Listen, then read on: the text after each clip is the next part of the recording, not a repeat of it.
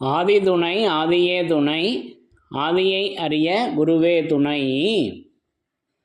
மரளி கைதீண்டா சாலை ஆண்டவர்கள் மெய்மதம், மெய்மன ஞானம். நாத லட்சணம் நாதன் லட்சணம், நாதன் வாய்மையின் லட்சணம், நாததேகத்தின் லட்சணம் பவ நாசமாகிடும் லட்சணம். எல்லோருக்கும் நமஸ்காரம். இவ்விரிபுவன வேதமாமரைகளின் அதிகாரண செழுங்கலை கருவூலத்து ஆண்டவர்கள் திருவாயுரை விரிப்பு. இந்த மெய்ப்பாதை வேறு, வேதம் ஆசான் திருமேனி, வேதத்தை ஓதினாலே புண்ணியம், வேதங்கள் பூராவும் தித்திக்குது, திருமறை குரு பெருமான், திருமறை குரு தீன் திருமேனியர். வேத ஏட்டில் எழுதி உள்ளதை படிப்பதன் பயன் இறைவனை காண்பதுதான்.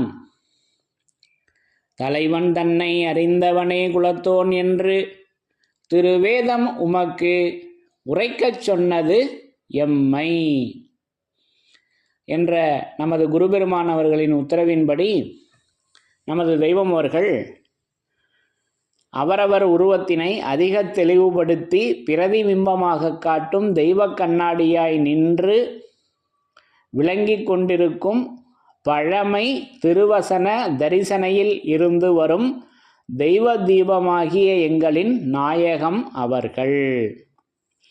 அப்போது நமது தெய்வம் அவர்கள் அந்த நாயகம் பழமை திருவசன தரிசனையில் நமக்கு எப்பவும் அந்த திருவசனமாகிய இறைவன் தன் திருவசனமாகிய வேதத்தில் நாம் தன்னை அறிவது நமது முதற்கடமை என்று விதியாக்கி வைத்திருக்கின்றான். அப்போ அந்த திருவசனம் திருவேதமாக திருமறையாக நமக்கு திருமறை குருபெருமானாக வேதம் ஆசான் திருமேனியாக அதை நமக்கு எடுத்து வைத்து அந்த தரிசனையில் என்றென்றும் அவர்கள் அந்த காட்சியினை நமக்கு வழங்கி கொண்டு இருக்கின்றார்கள்.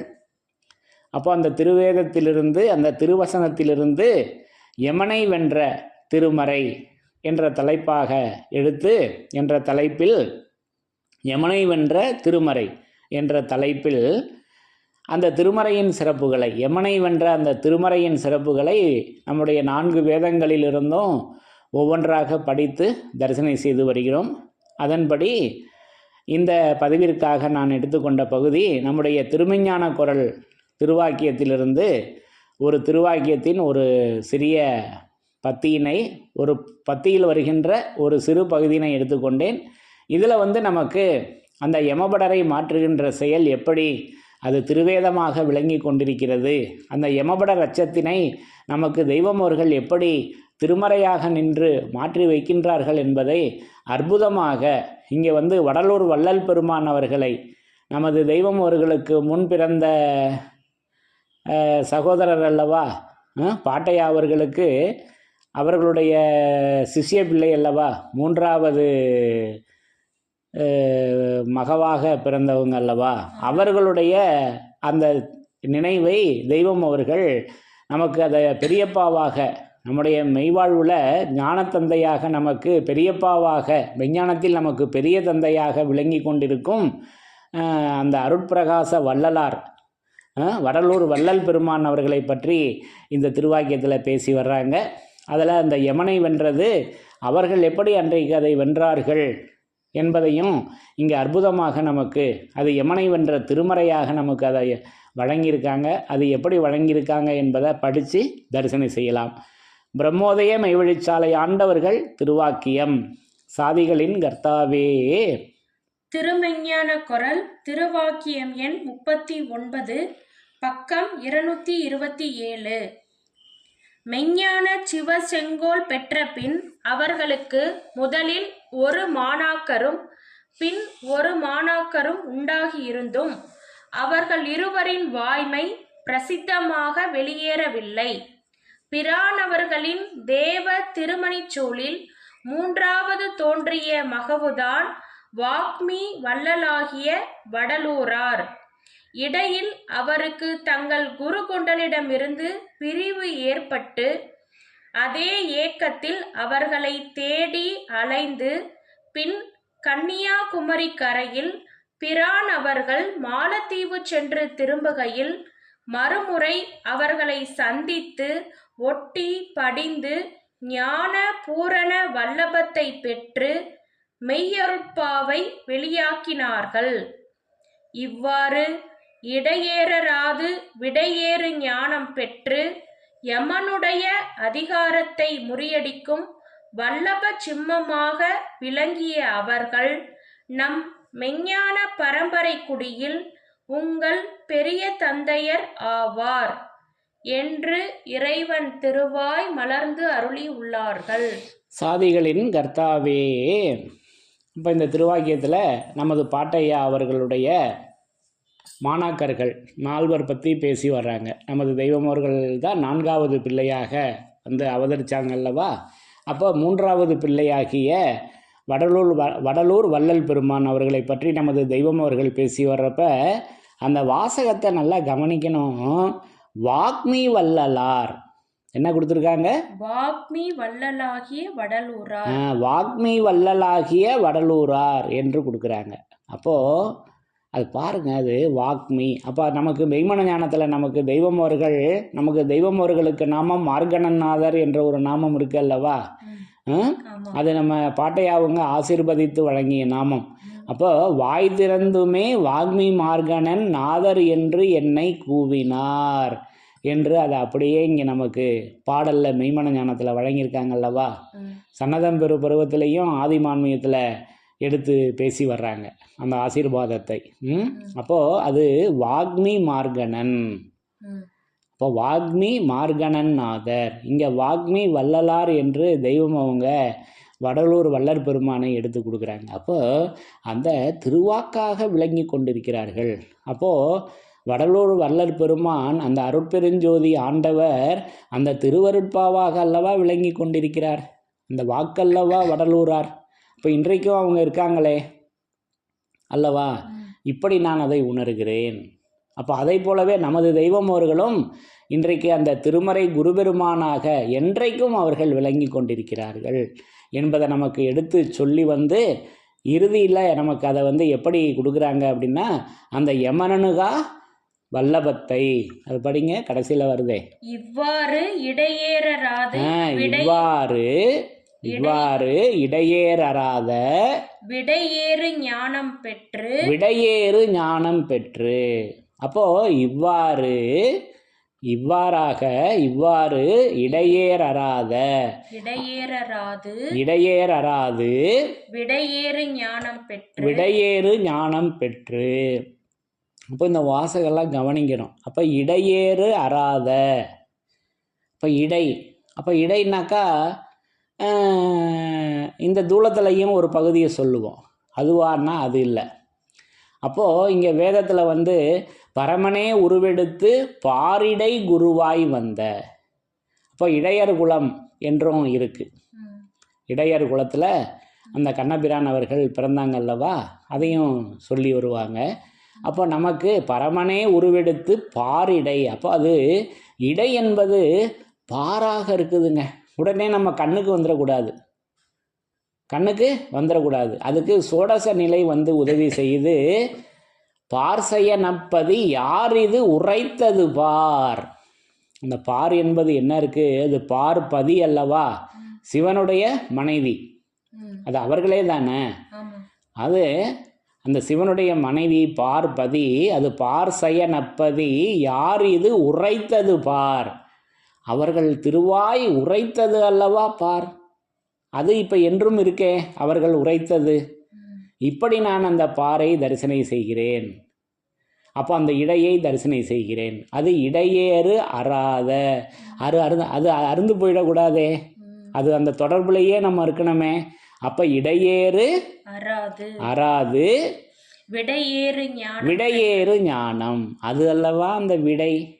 அப்போ மக்களிடத்தே அதிசயமான அதன ஜெயத்தினை தரும் மகா பாரதூரமான வினாக்களை விரித்து எழில் சிந்தும் விடைகளின் மகான்மிய பிரவாக வெள்ளத்தில் முழுக்காட்டி திரட்டி மக்களை ஆட்கொள்வார்கள் என்ற வேதாந்த திருவசனங்களின் எல்லை குறிப்பு கணிதம் முன்னரே கூறி வந்து இருக்கின்றதின் பிரகாரம்.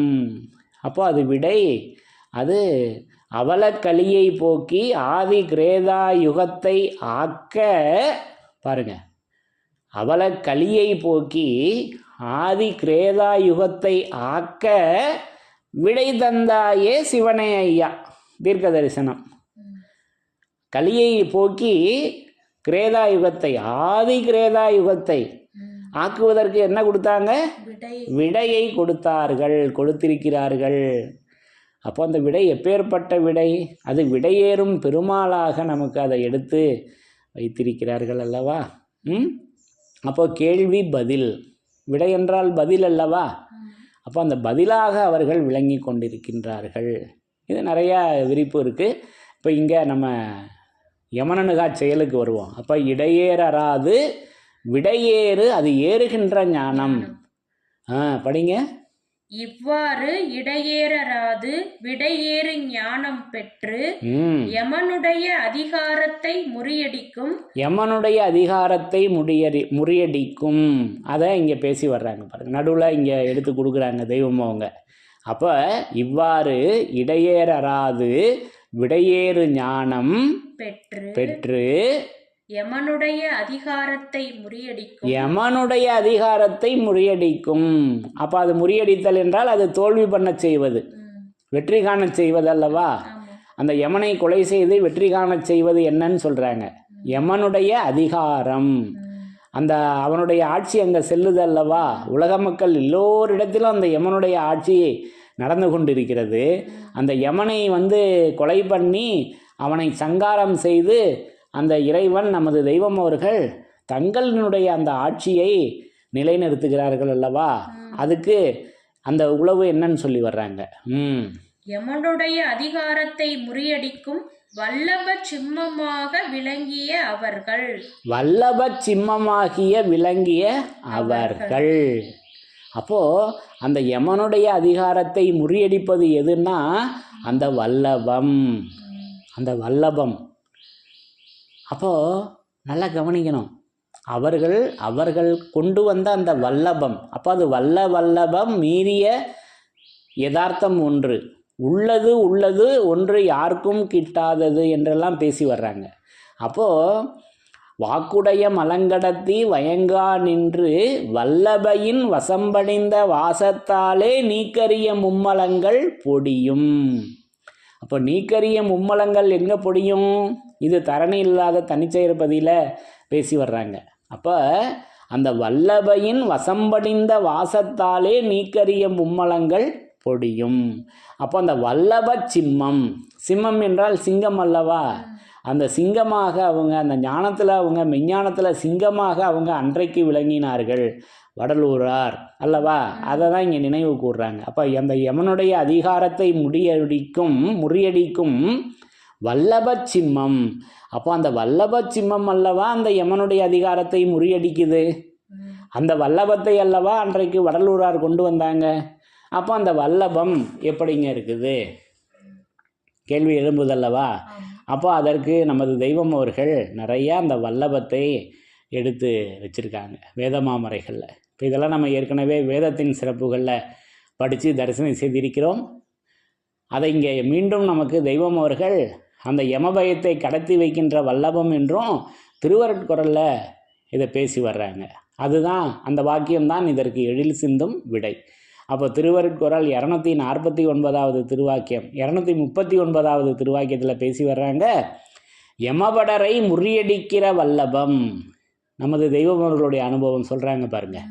யமபடரை முறியடிக்கிற வல்லபம் பெற்ற ஒருவர் இருக்கிறார். அவர்களை தேடு, அவர்களை உன்மீது பிரியமாக இருக்க வைத்துக்கொள். அதுவே சொர்க்கம், அவர்கள் வெறுப்பு நரகம். இது ஒன்றே வேதம்.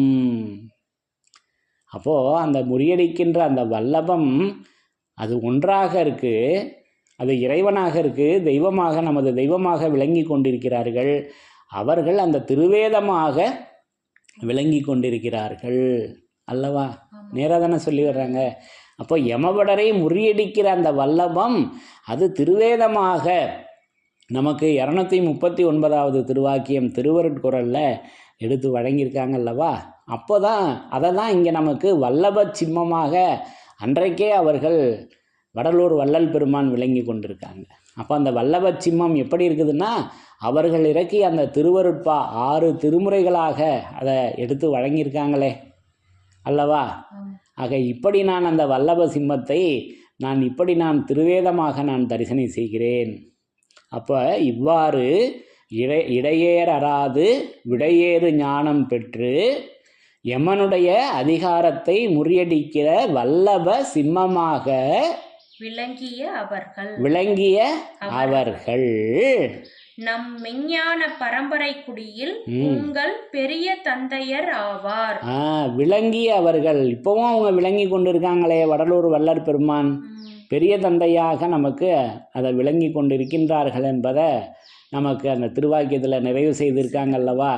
ஆக இப்படி அந்த யமனுடைய அதிகார பலத்தை முறியடிக்கிறது அது அந்த வல்லப சிம்மம். அந்த வல்லப சிம்மம் அது திருவேதமாக நமக்கு அதை எடுத்து வைத்திருக்கின்றார்கள். இப்படி நமக்கு அந்த யமனை வென்ற திருமறையாக அந்த வல்லப சிம்மம் விளங்கி கொண்டிருக்கிறது என்பதை இப்படி நான் உணர்ந்து கொண்டேன் என்று கூறி யமனை வென்ற திருமறையின் சிறப்புகள் தொடரும். தலைவன் தன்னை அறிந்தவனே குலத்தோன் என்று திருவேதம் உமக்கு உரைக்கச் சொன்னது எம்மை. யமனை வென்ற திருமறையின் சிறப்புகள் தொடரும். எல்லோருக்கும் நமஸ்காரம்.